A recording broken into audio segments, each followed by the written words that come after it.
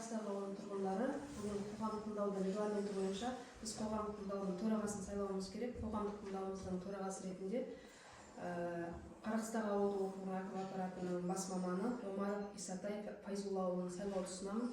Дауыс беріп өтсеңіздер, қарсы емессіздер ме? Қарсы емессіздер. Сөз кезегі сізде. Саламатсыздар ма, құрметті жиналған қауым. Жиналыс төрағасы ретінде бүгінгі жиналысты ашуға рұқсат етіңіздер. Бүгінгі ашық отырыс түрінде қоғамдық тыңдаулар тақырыбы Құлан жолдары жауапкершілігі шектеулі серіктестігінің 2026 жылы және 2035 жылдар аралығындағы Жамбыл облысы Тарасов ауданындағы құм құйыршық тас қоспасы кен орнында өндіру жұмыстарын жүргізу үшін қоршаған ортаға әсер етуге рұқсат алу үшін нормативтік құжаттар тақырыбында. Қоғамдық жиналыстың ең алдымен регламенті бекіту керек. Регламентті келесі етіп бекітуді ұсынамын. Бірінші, қоғамдық жиналыстың хатшысын сайлау. Екінші, қоғамдық тыңдауларға қатысушыларды тіркеу. Үшінші, баяндамашылардың сөз сөйлеу 5 минут. Баяндамалар бойынша қоғамдық тыңдауларға қатысушылардың ескертулер мен ұсыныстарын тыңдау, ескертулер мен ұсыныстарға жауап беру 10 минут. Және 5-ші, қоғамдық тыңдауларды қорытындылау 1 минут. Қоғамдық жиналыстың хаттамасын енгізу үшін ашық қоғамдық тыңдаулардың хатшысын сайлауды ұсынамын. Хатшы ретінде ЕККС жауапкершілігі шектеулі серіктестік өкілі Дабылтаева Жанерке Болатқызын сайлауды ұсынамын. Хатшыны тыңдау туралы қарсы қалыс жоқ. Ал келесі кезекті баяндамашыға берілейік. Менің есімім Жанерке Бақытқызы. ЕККС жауапкершілігі серіктестігінің жобалаушы маманы боламын. Бүгін қоғамдық тыңдаумыз біздің 2 тақырыпта өтеді.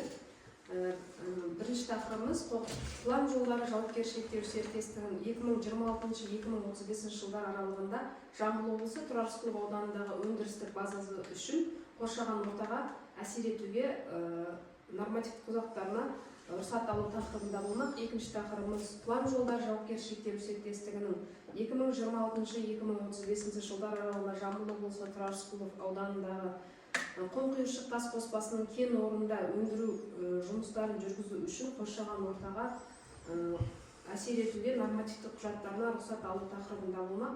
Қазақстан Республикасының экология кодексінің 58-ші бабының 2-ші тармағына, 70-ші бабының 1-ші тармағына сәйкес қоғамдық тыңдау өткізу қағидалары бекітілген. Осы қоғамдық тыңдаулар өткізу қағидалары Қазақстан Республикасының экология, геология және табиғи ресурстар министрімен 2021 жылы 3 тамызда 286-шы бұйрығымен бекітіліп отыр. Бүгін қоғамдық тыңдау осы жоғарыда атап өтілген барлық баптардың барлық тармақтарына сәйкес орындалып отыр. Кәсіпорын Каменка ауылынан 3 шақырым шығысқа қарай және аудан орталығы Құлан ауылынан 18 километр шығыс бағытта Жамбыл облысы Тұрарсқұлов ауданында орналасқан. Кәсіпорынның негізгі қызметі құм құйыршық тас қоспасын өндіру, өңдеу, асфальт, бетон өндіру және жол жөндеу жұмыстары болып табылады. Өндірістік базаның негізгі өндірістік учаскелері оның ішінде атмосфералық ауаға әсер ететін көздер болып, ұсақтап сұрыптау қондырғысы және асфальт бетон зауыты болып табылады. Кен орнында өндіру жұмыстарын жүргізу кезінде атмосфералық ауаны ластаушы көздер құм құйыршық тас қоспасын өндіру кезіндегі тау-кен жұмыстары болып табылады. Өндірістік базада жүргізген инвентаризация бойынша атмосфераға ластаушы заттардың 30 шығынды көздер анықталды. Оның ішінде оның 24-і ұйымдаспаған көздер болса, оның 6-ы ұйымдастырылған көздер болып табылады. Жоба бойынша жалпы ластаушы көздерден атмосфералық ауаға жылына 53 тонна көлемінде 12 атауымен ластаушы заттар шығарылады деп есептелініп отыр. Ал құм құйыршық тас қоспасын өндіру кезінде инвентаризация жүргізу барысында кәсіпорында атмосфераға ластаушы заттардың 8 шығынды көздер анықталды. Олардың барлығы ұйымдаспаған көздер. Алаңда шаң газ тазалау қондырғылары орнатылмаған.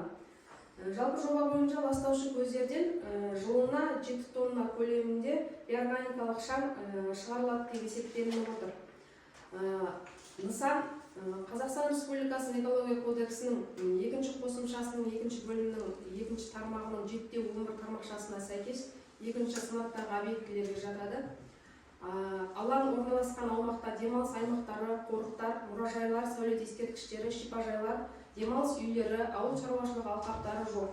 Сондай-ақ атмосфераны, ауаны ластануын бақылайтын бекеттер мен гидрометеорология және табиғи орта мониторинг агенттігінің стационарлық бекеттері жоқ. Қарақыстақ кен орнының аумағының солтүстігінде өндірістік база орналасқан, ал басқа бағытта бос жерлер жатыр. Ең жақын тұрған аймақ нысаннан оңтүстікке қарай 1800 метр қашықтықта орналасқан. Құм құйыршық тас қоспасын өңдеу, сұрыптау, сақтау қондырғыларында жүзеге асырылады. Бұл қондырғы электр энергиясымен қамтамасыз ету 35 киловатт кернеулі электр желісі арқылы жүргізіледі. Шикізат құм құйыршық тас қоспасы Қарақыстақ кен орнынан өндіріледі. Су және ағын сулар.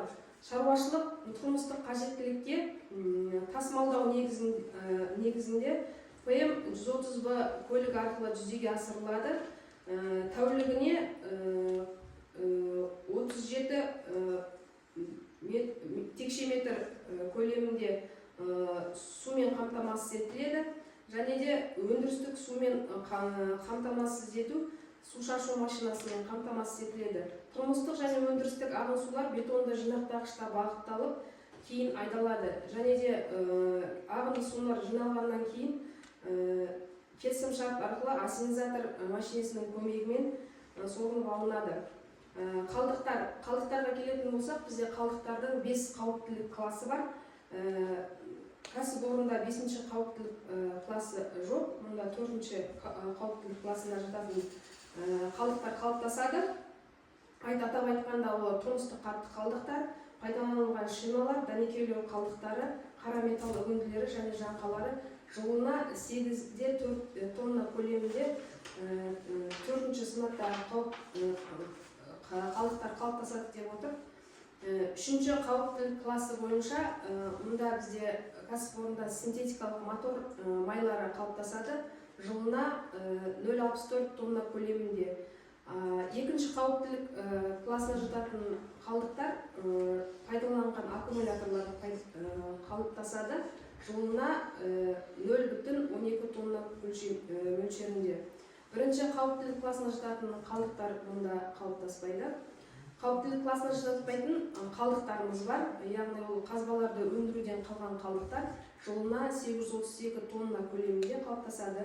Және де ол кәсіпорын аумағында орналастырады. Осымен мен баяндамам аяқталды. Баяндама тақырыбы бойынша сұрақтарыңыз болса, сұрақтарыңызды қойып өтсеңіздер. Бәрі түсінікті ме жалпы? Жаңа 52 тонна жылына шығатын вредный нәрсе деген нелер? Ол өндірістік базасында, яғни ол өндірістік базасында бізде асфальтобетон зауыты мен дробильно-сортировочный узел бар ғой, сол орысша айтқанда, сол жұмыс істеген кезде жылына жоба бойынша 52 тонна, жыл бойынша 52 тонна выброс тасталады деп есептелініп отыр. Ол жоба бойынша біз жобалаймыз ғой, біз ең көлемінде максимальный нені аламыз. Бұдан да аз болуы мүмкін. Ол жерде ең басты бізде шаң, және де бізде нормаланбайтын жаңағы машиненің жүріс кезінде бөлінетін углеводороды дейміз, сол нелер бар. Соны жалпы қосқан кезде 53 тонна. Соның бәрін қосқанда ма? Басқа сұрақтарыңыз бар ма? Құрметті жиналған қауым, егер сұрақтарыңыз болмаса, осы жиналысымызды аяқтасақ, қатысқандарыңызға рахмет. Қош сау болыңыздар.